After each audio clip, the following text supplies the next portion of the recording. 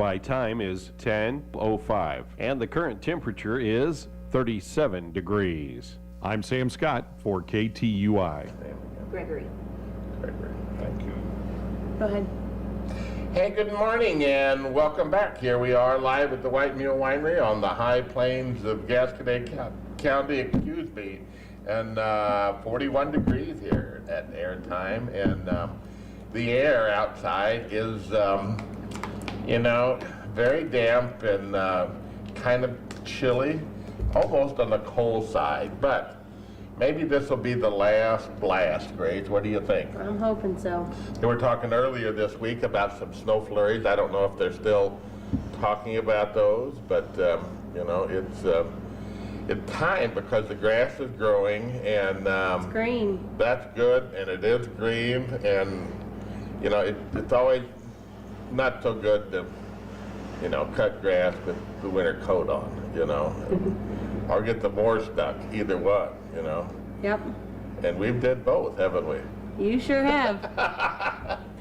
Yes, we have. Hey, it's good for you to be along with us this morning on KTUI 1560 AM, 94.1 FM, or possibly you're watching on Facebook Live. And a good morning it is. We had a kind of a busy week here this week. Last night we sponsored and had Gasconade County Cattlemen's meeting here, which was very, very well attended, and Farm Bureau put that meeting on and had a lot of good information. I went to church earlier, so I didn't really sit through a lot of the meeting, but everybody I talked with was very pleased with the information that they received. The global political thing is such a huge issue anymore, that it impacts all of us each and every day with the Ukraine issue and the Russian, and you take those things out of the mix in regard to agriculture or regard to the entire economy, and it makes a difference. Even here at the White Mule and at Rosebud, it makes a difference because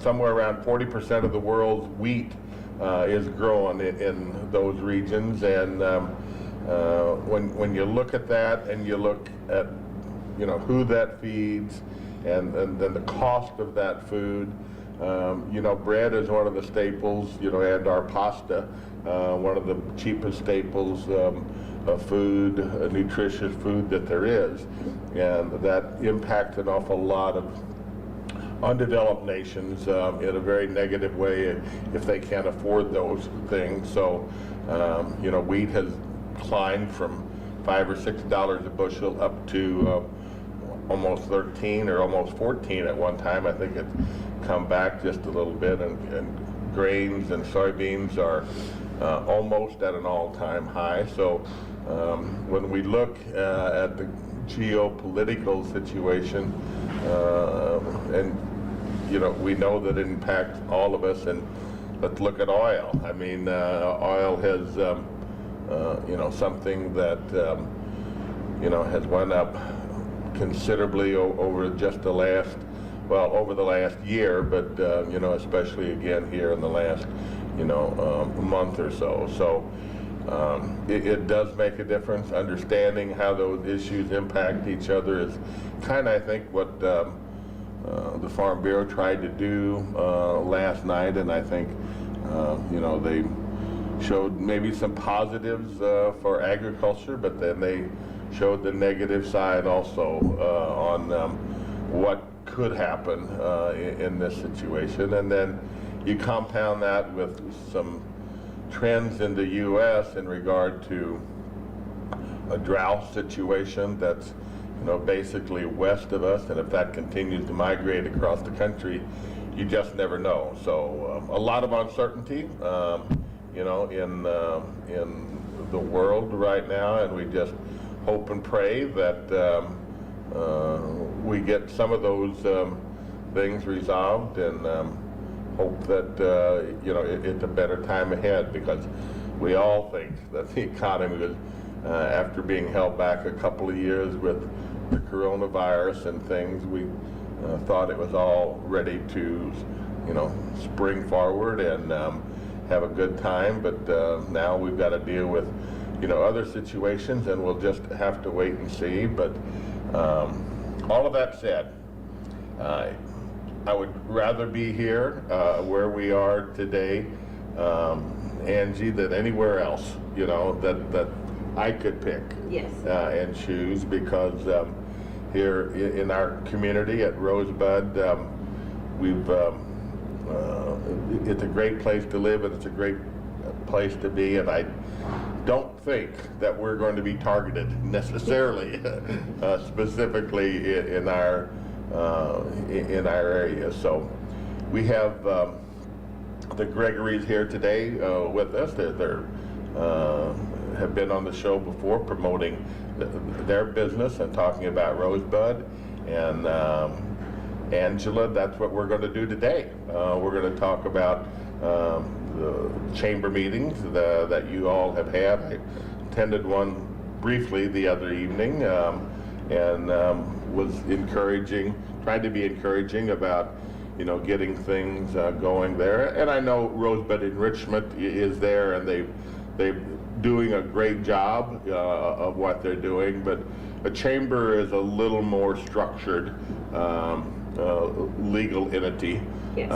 That I think most people the other night that was there seemed to think that that was important as we move on and deal with the business at hand in Rosebud. So how are you coming? I know this is your second meeting. How do you all feel that progress is coming in regard to the organization of the chapter? We've made a lot of progress so far. We've gotten a lot of feedback from other business owners about joining, and we have built our Facebook page already, and we are getting a lot of feedback from the community from that. So, and then we are working on building a website as well currently. And that is so important, and to have somebody astute, doing some marketing on those particular web pages and things, because I know certainly, you all go there. Certainly as a young business person, you use the internet considerably, and when Karen and we're traveling somewhere, I'm not very astute with it, but we'll go to those web pages, and find out what there is to do or where to go, and it's the first line of marketing, for local communities to have a presence there. Yes. So that is awesome. So, the chamber is itself, as we look at, you look at the formation of that. Have you did officers or anything, or directorship or any of those We do things? have that. We haven't done an official vote, but we have to have the people in line, to start it. So we did that, and then we're going to do an official vote. As soon as we kind of get more people saying that yes, we want to do this and get on board. So then we have more of the community doing the voting. So we think that's important. So. And I think that's a wise move too, to get this organization structure going and get input, from as many as you can to broaden your base, to begin with. The mission of a chamber is to promote the businesses of that community aggregately, and decide upon a strategy, in order to do that. So to develop that broad base strategy, it requires a lot of input, even though, Rosebud is, getting known for, a lot of antique malls and a lot of shops. Not only antique, but a lot of shops.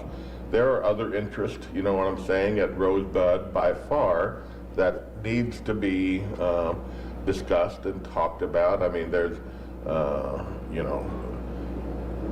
we could mention numerous of them, but some, you know, businesses such as, you know, some car shops, you know what I'm saying, and Rosebud Tractor, and, you know, gas stations, and, you know, restaurants and I bars and sent all of out- these things. We sent out 40 membership forms.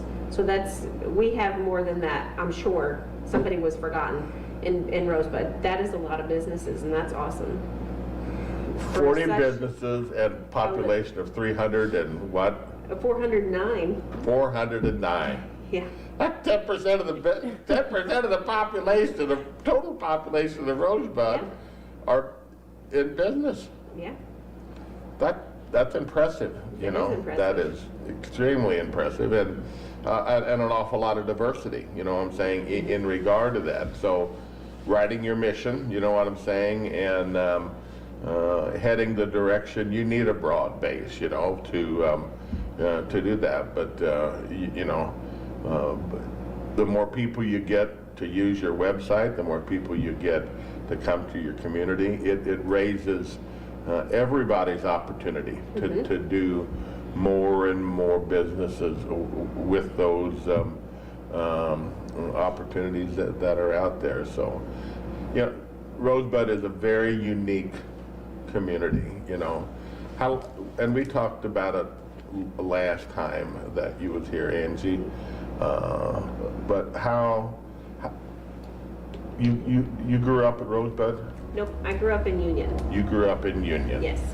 Okay, so, you know, to have a business, you know, as yours, Rosebud has did a really good job, in my opinion, you know, spreading the welcome mat and helping new entrepreneurs, you know what I'm saying? Yes. Along the way, get started, and have welcomed that. And that doesn't always happen. Right. A lot of people see it as competition. We've had a lot of help from the Rusty Gate. Deb is wonderful, you know, just with her experience and, you know, what she does, and, you know, just kind of giving us little tips. And One Painted Girl, Janet, she's, you know, she took us under her wing too, and, you know, she's helped us a lot with kind of the do's and don'ts of, you know, things. And so we've had a lot of help, you know, just.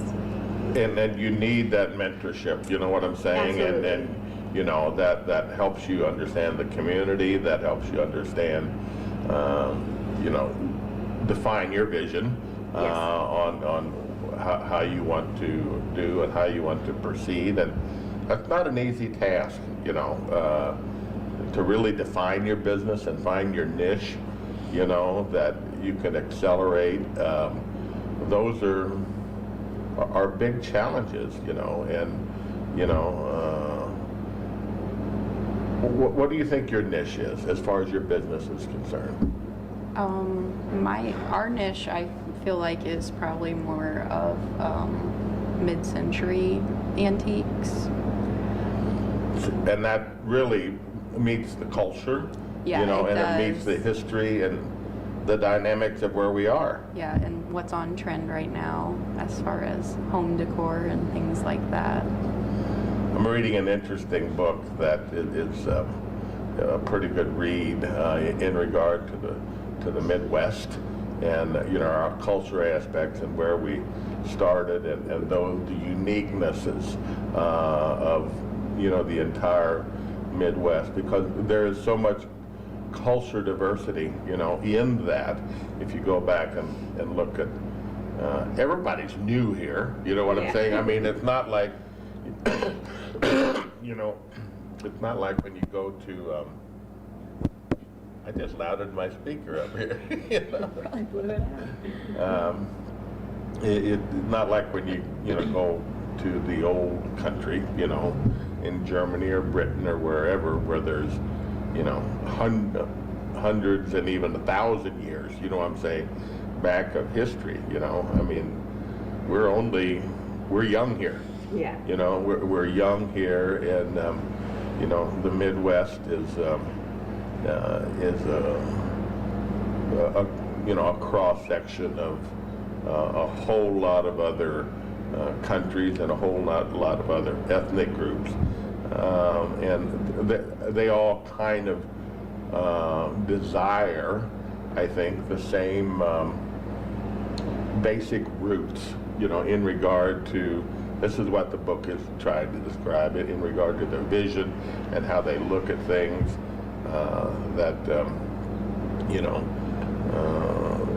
they have learned to rely on each other for the most part.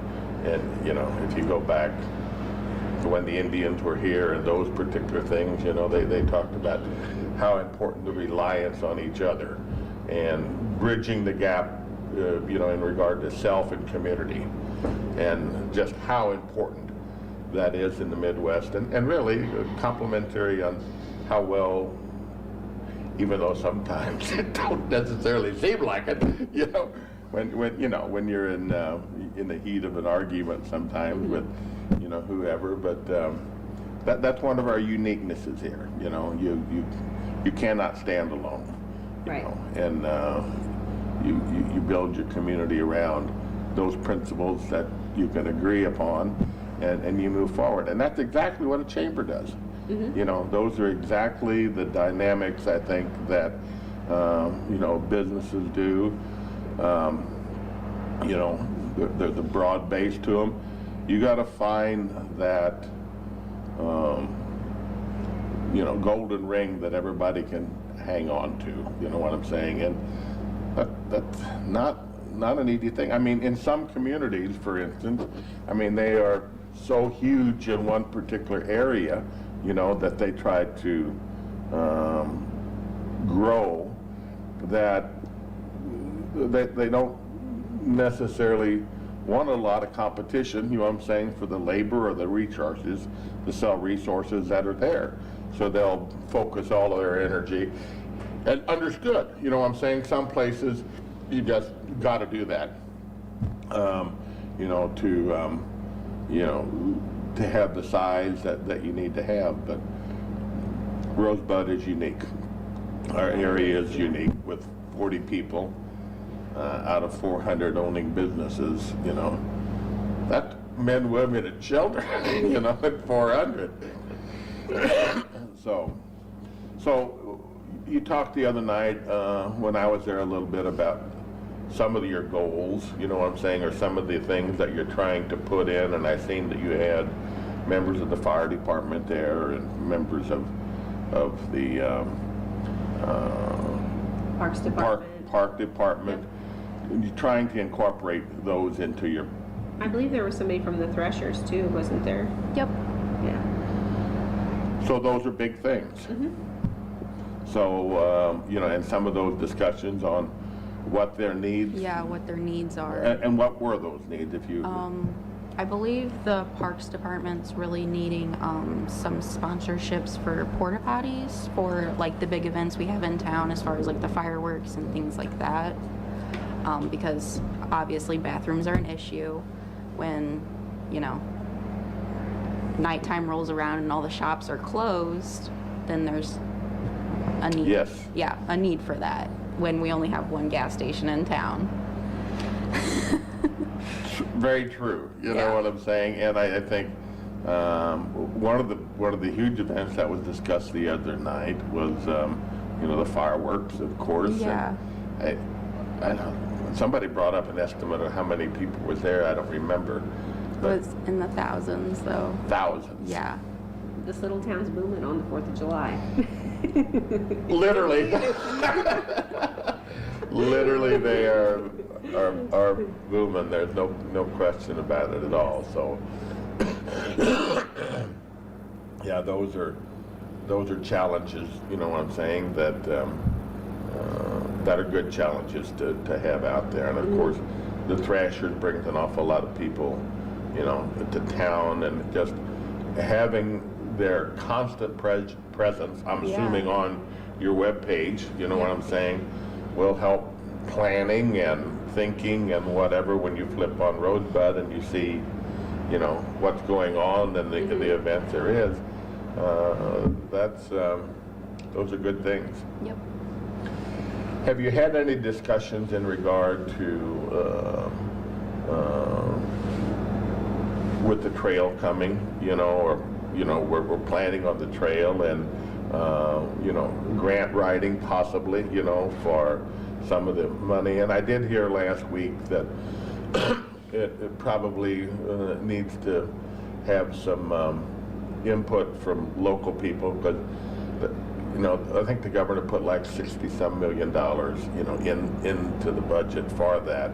But that there was someone trying to take out a part of that money, for another special project of theirs. So just so you're aware of that, what I'm saying, you might want to check that out a little bit and make sure that our representatives, and I'm sure they do know what that circumstance is, but just reach out and support them, do what they can do, what I'm saying, to keep that money, intact, because the aggregate benefit of that will be large in a given time, so.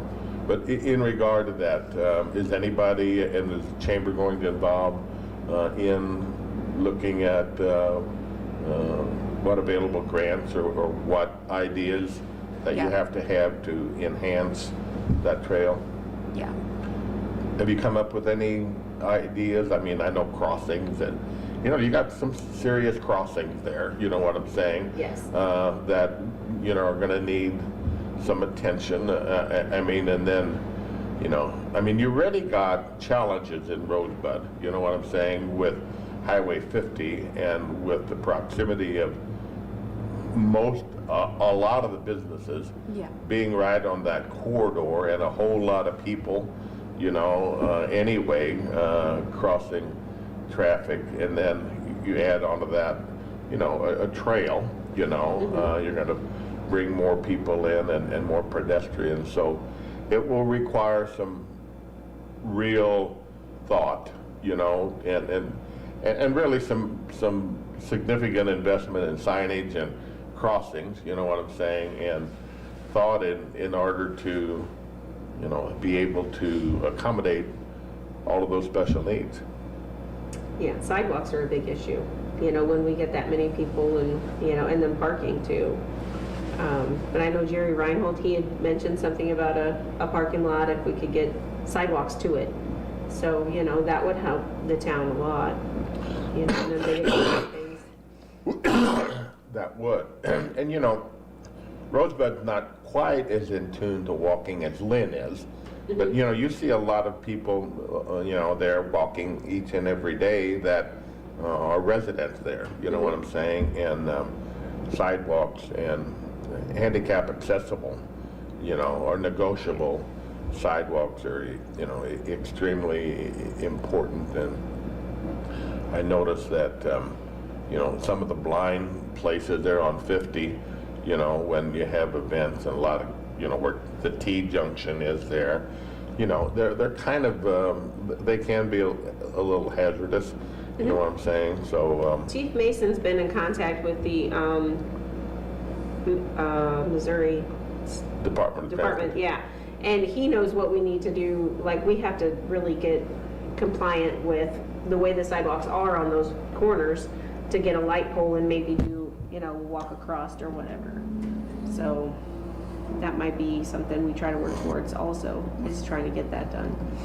Trying to think how lighting is down along the highway. There is dusted on light to some degree, but I don't know. It's kind of dark.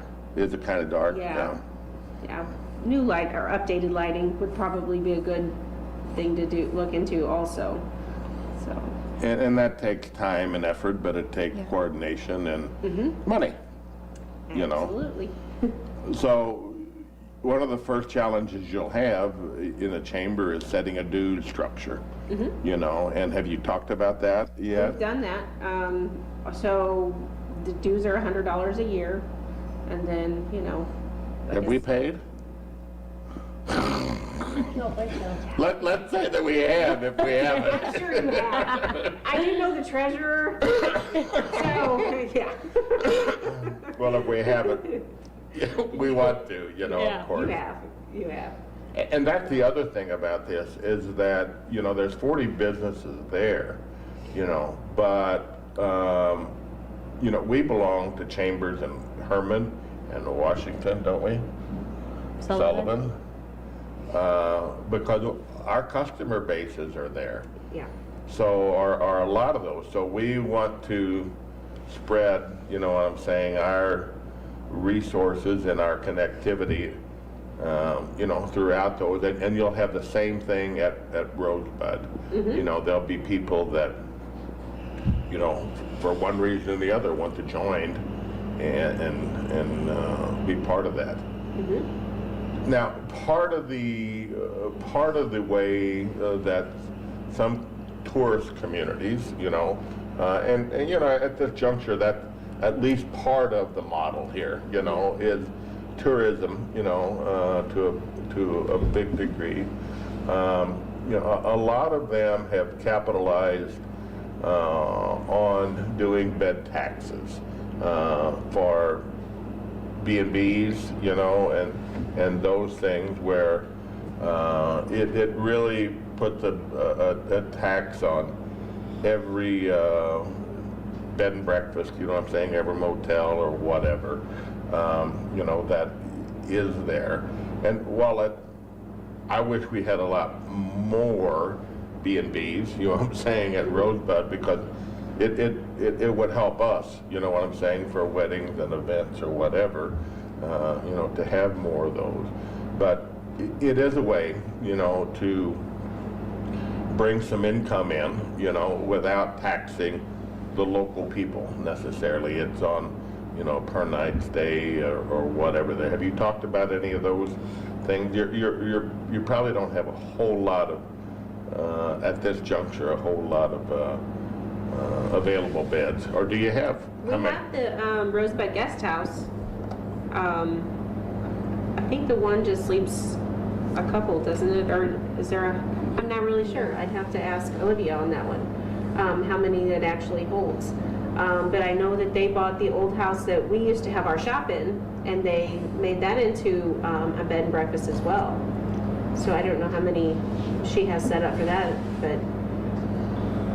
And it's probably nothing right now, you know what I'm saying, but it'll probably be a consideration, you know what I'm saying, to help, you know, leverage, you know, because on the grant situations and most things, there is a match a lot of times, you know, that is needed in, you know, in regard to that. So, you know, those are, you know, important issues to, you know, consider as you move forward.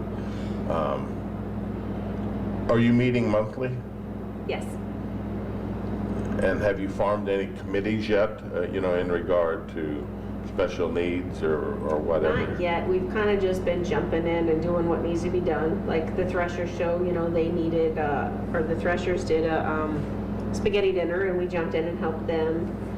So we haven't really formally, you know, made a committee of who's going to do what, but Right now, it's just volunteer. yeah, we're just kind of trying to volunteer our time and, you know, jump in and help when it's needed. You got some enthusiastic and, you know, some people that are very much pro Rosebud and you know, and that are there, that are sustaining resources, you know, to you all, which is, and energetic. So that, you know, very, very important. There's no question about it. So as the Rosebud Chamber moves forward, have you had the opportunity to set a mission statement yet, or anything We're working on such as that. that? We want it to be perfect, so we're really putting That's a hard thing. Yes, we're trying to put a lot of thought into that to get that just right. Well, and it is important, you know what I'm saying, because you are, you know, you're not only this, that, and whatever, you're everything and above, and finding the correct verbiage on that to enhance all businesses in the community to benefit out of that mission statement and make it simple. So you can always revert back to that, you know what I'm saying? If you're taking a vote, you know what I'm saying, on this, that, or whatever, but bed tax or something, Yeah. something like that. So those things are kind of visionary in that mission statement, that it doesn't harm anybody, you know what I'm saying? In particular, or put them at a disadvantage, and still grow the community. So, That's what we. good luck with that. You got to bring out the charts and go to the wall, and all of those particular things that are there. As a young person, we talked about this last time. Ashland, Yep. You've what's intriguing you? You know what I'm saying, at this juncture, and how are your youthy ideas, okay, going along with an older model, you know what I'm saying, Yeah. of businesses that exist there. Your ideas on marketing have got to be totally different than Yeah. a lot of the Than original most. "let's hang up a shingle." Yeah. You know what I'm saying? Yeah. So you find that challenging? Not really. In that aspect, it's pretty easy to accomplish, I think. As far as joining different groups and getting the word out that way through those organizations, and No, that is networking. yeah, it's networking. Networking is it. Yep. And that's we had discussions about that, here also, and that requires so much selfless Yeah. service. You know what I'm saying? With little or no, payback. Yep. Short term. Yeah. It's all in Long the term. context of you got it. It's all a longer term investment, and that's just like the chamber is also. Yeah. It will be a while. You know what I'm saying, will. before all of those dividends. You know what I'm saying, pay off for everybody. Yeah. But you are astute you can communicate with so many more people. Yeah. Like, do you got the likes or anything about Rosebud? Do you do any of that kind of stuff on Facebook, or, Yeah. a lot of people comment? How many likes do we have on the chamber page? Oh, I think we're right around 250 already. Wow. Yeah, and I think just opened the Facebook just about a month ago. That's pretty awesome. Yeah. She's got us on Instagram. Yeah, we have an Instagram too. Well, I've heard of that. But tell me the difference between like Facebook and Instagram and Twitter. I think Facebook is more geared towards an older generation as far as It is. social media goes, and I think Instagram caters more towards our, younger generation. I don't even have Facebook. So, I kind of know what Facebook is, I think, because I look at their jokes, on Karen's thing, and, Yeah. read through some of those videos or whatever. But what's the difference with, like, Instagram?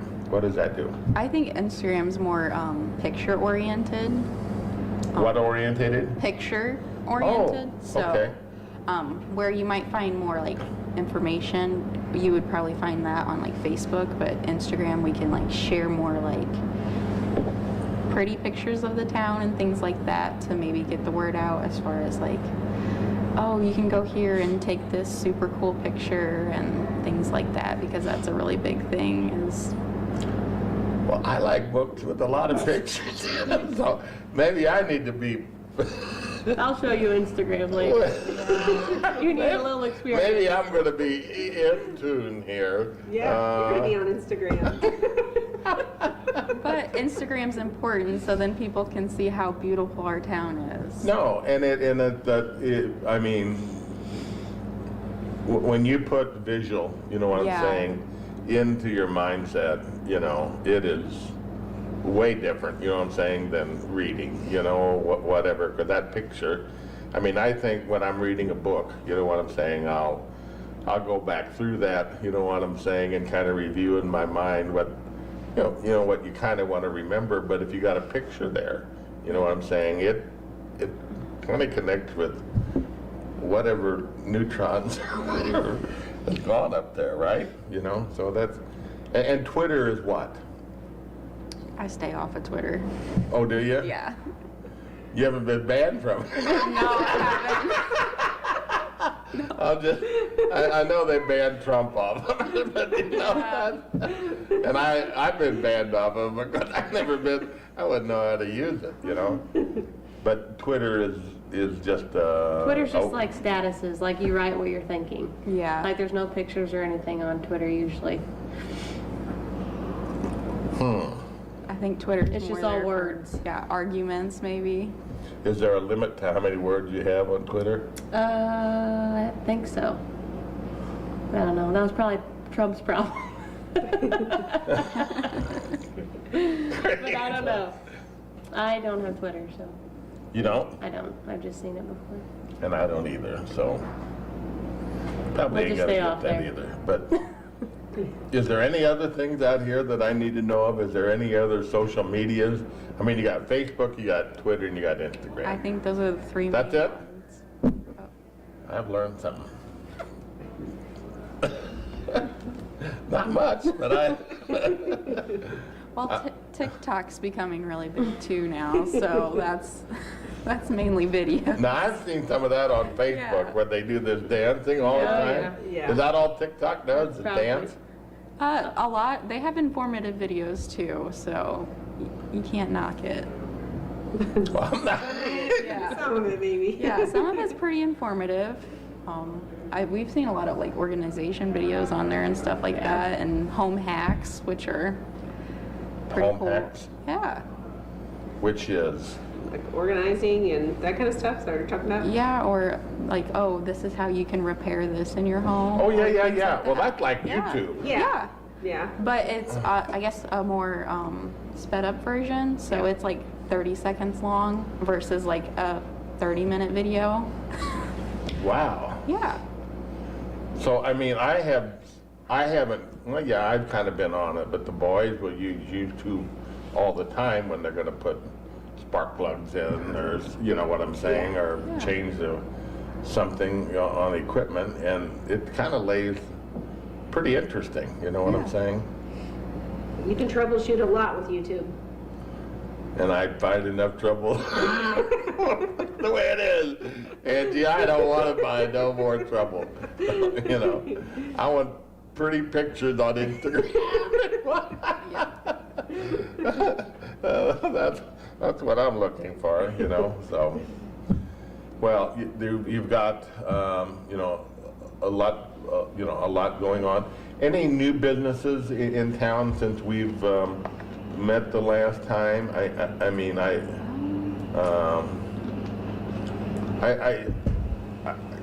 I don't know. I mean, you hear, you know, stuff all, you know. I'm trying to think of, I don't think there's any new ones. Well, Grace's, She's been in town for about a year now. yeah. Well, that'd be new to me, probably, Yeah. but you know. Yeah, she's another boutique in town. I think she caters more towards, you know, the younger generation Okay. and her style. So definitely like different from the other two boutiques we have in town. So See, that is totally amazing to me. yeah, That everyone. you got a haberdashery in Rosebud, or used to. Yeah, we still do? Yeah, we still do. Golly, I mean, I remember some of the first books I read about, and they had haberdashery. I had to look up what it was, you It took me a know. long time to say it correctly. You know, that's pretty amazing. There's no question. So we're talking here on KTUI with the Gregorys, who own a business, but they're also taking leadership role in developing of the Chamber of Commerce at Rosebud, and they've started that process and are well on the way. Have you reached out to any other local chambers, you know what I'm saying, for mentorship, or the state? Does the state, have you talked with the state chamber, you know, in regard to what resources that they might be able to expend to you? Has Deb done that? I think they reached out to another organization. Yeah, I think our president we have, like as a standing president currently, she's on a couple other boards and Okay. stuff like that. So she's like, she has the knowledge of what we need to do. Right, Grant writing and Yeah, all and that. things And like that's what that. individual chambers are about, to find their own uniqueness. But just FYI, and I think I might have mentioned it the other night, I don't recall, but you know, the chamber has a pretty huge presence in Jeff City as a lobbying source, you know, to you know, make laws that are good for businesses. So they might be another outlet, you know what I'm saying, for networking with and Yeah. resourcing with, and find out how they can be an asset. If you can tap into, have you written your bylaws yet, or that's a constant working, I'm sure? We're working on that. Okay. If you could reach out to them, you know, for bylaws that have been written, and I'm sure they're there, you know what I'm saying, in the centralized chamber, you could get a lot of great ideas, you know what I'm saying, on what might fit Rosebud's, you know, situation by looking at other bylaws, you know, that have been presented, because that's kind of what makes this a legal structure, you know what I'm saying? So, because you do have defined bylaws that you want to adhere to. Now they can be changed or altered, you know what I'm saying? But it gives you a little bit more ink on the paper, you know what I'm saying, in regard to just a mission statement, you know what I'm saying, or those things that put some meat on the bone, so to speak. So that probably an area that you might want to give consideration. We're going to take a little break here on KTUI 1560 AM, 94.1 FM, or Facebook Live, and see what Gracie has coming up this week. A lot happening. Is things starting to open up a little bit, and functions occurring. I know last couple of weeks, you know, that we've had, you know, getting back to our focus on eating and different places to go, and you know, those things. Of course, you know, they may not be advertised, but this is the time of year when Catholics serve fish every Friday night, so that's always a good choice, you know, to support your local churches. And you know, I think virtually most all Catholic churches are serving the menu on Friday night. So what else is going on? T Lakes is having a meat and money shoot Saturday, March 26th. They start selling rounds at 10:30. They'll be shooting for meat and cash. Food and drinks will be available. That is off Highway T in Rosebud. The T Lakes?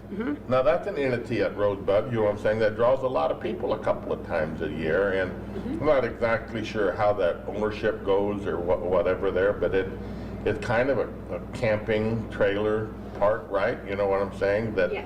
all utilize this, you know, this beautiful lake, you know what I'm saying, for family enhancement and membership, correct? So that's coming up when?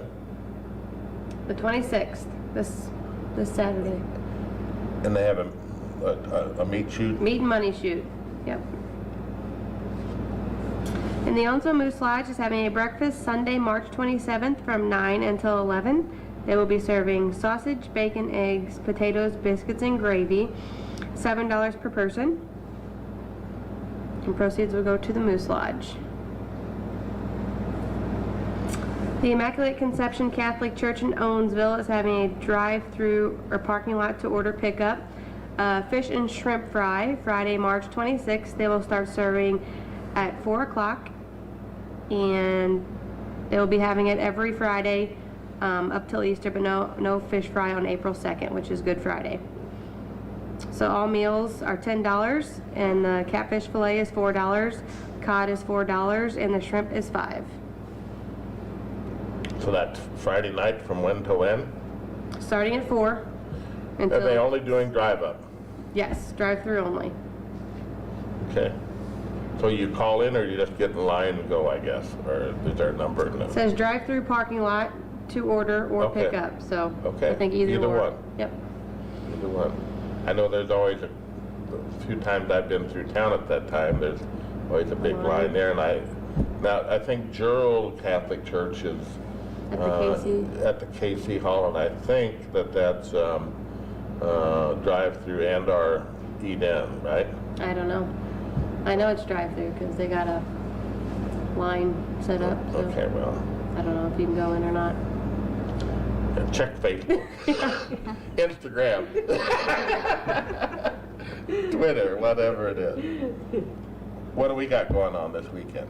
Friday night, we will be serving steak, salmon, shrimp, or beef kebabs. Saturday, we do have a wedding going on, but we will still be open for pizza, wings, hamburgers, and steaks. And Sundays, all-you-can-eat pan-fried chicken from 11 until 3:30. Very good. That's all good. So, you're up to date here.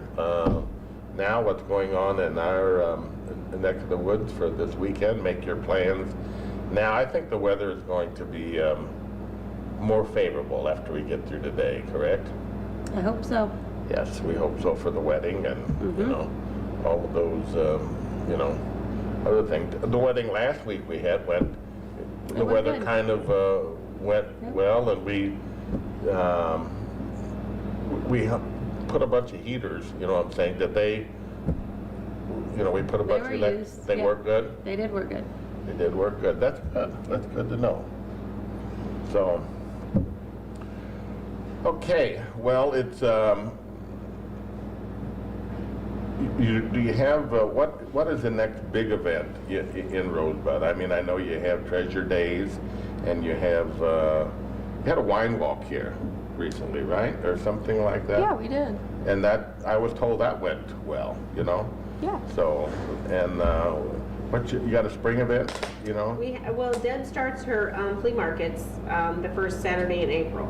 So then there'll be the first Saturday of every month through October, Yeah. November, something like that. So That'll the be- flea market, that'll Yeah. bring the people and, you know, and then I guess probably, as we go forward, would the Thrasher Show be the next biggest? That's July. In July. I know it's 17th. Yeah, it's my wedding weekend. Cause that's where I can remember that. It's my I don't birthday. remember I don't remember the exact day, but you know, that's when we got married, was during the Thrasher Show. Yeah. So I would remember that, you know. Yeah, it's always my birthday. So there's always, you know, something going on, you know, at Rosebud. Have you did much work in regard to the history of Rosebud and events that have happened there, or how the town was formed, or any of those particular things, why it was there? Have you read any? I have not. Steve Crowell, who was a son-in-law of Waymar's Motor, has written a book, you know, in regard to the history of Rosebud. I think, you know, there's a lot of good information, you know, in there in regard to, you know, the formation of Rosebud, and of course the Waymars, Yeah. believe that or not, were an integral part of, you know, the history of that. But you know, it's pretty unique because at Rosebud was one of the very few banks that did not close up, you know, during the Great Depression. The bank in Rosebud, and then the bank at Bay also. But one of the very few banks that didn't close. So it kind of gives you a history of the conservatism, you know what I'm saying, that, you know, that is there. So it's, And of course, the Lutheran Church, you know, is, and the school, you know what I'm saying, are a paramount part of the history of Rosebud also. I mean, it's, you know, it's been there a long time, and a lot of the roots of Rosebud go back, you know, to those originators of that. But so it's always good to have you. When is the next meeting? You do it on certain time. Third Tuesday of the month? The second Tuesday of the month. The second Tuesday of the month. Yes. Okay, the second Tuesday of the month, and it's at the VFW, Yes. Yeah. where you were, and it usually starts at 7? 6:30. 6:30, so the next chamber meeting will be at 6:30, the second Tuesday. Second Tuesday of the month. Okay. At Rosebud American Legion.